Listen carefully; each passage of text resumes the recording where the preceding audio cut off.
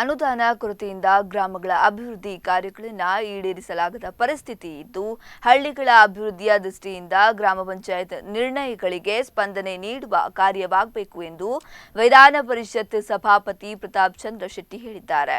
ಬಂಟ್ವಾಳ ತಾಲೂಕಿನ ಪಂಜಿಕಲ್ಲು ಗ್ರಾಮ ಪಂಚಾಯತ್ಗೆ ಅವರು ಭೇಟಿ ನೀಡಿ ಸ್ಥಳೀಯ ಜನಪ್ರತಿನಿಧಿಗಳ ಜೊತೆ ಚರ್ಚೆ ನಡೆಸಿದರು. ಗ್ರಾಮೀಣ ಭಾಗಗಳಲ್ಲಿ ವಸತಿ ಯೋಜನೆಯನ್ನ ನಿಗಮಕ್ಕೆ ನೀಡಿದ ಬಳಿಕ ಸಾಕಷ್ಟು ತಾಂತ್ರಿಕ ತೊಂದರೆಗಳು ಕಂಡುಬರುತ್ತವೆ.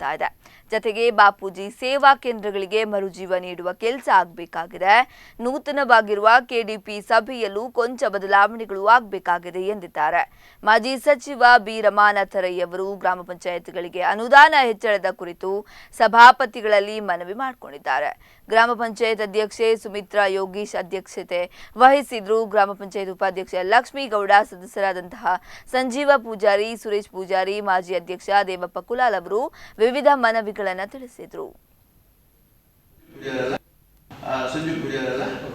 ಮಾತನಾಡ್ತಕ್ಕಂಥ ಸಂದರ್ಭದಲ್ಲಿ ಹೇಳಿದ್ರು 1.5 ವರ್ಷದಿಂದ ಈ ಕೆಲಸ ಆಗಿಲ್ಲ ಅಂತ. ಬಹುಶಃ ಇದು ಏನಂತ ಹೇಳಿದ್ರೆ ನಮ್ಮ ವಸತಿ ನಿಗಮ ಇರೋದು ಬೆಂಗಳೂರಿನಲ್ಲಿ, ನಾವಿರೋದು ಗ್ರಾಮದಲ್ಲಿ, ನಮ್ಮ ತಾಲೂಕು ಇರೋದು ಬಹುಶಃ ಸಂಪರ್ಕ ಇರೋದು ಬಹುಶಃ ಜಿಲ್ಲೆಗೊಬ್ರು ತಾಲೂಕಿಗೊಬ್ರು ಇರ್ತಾರೆ ಅಲ್ಲ, ಕೋಆರ್ಡಿನೇಟರ್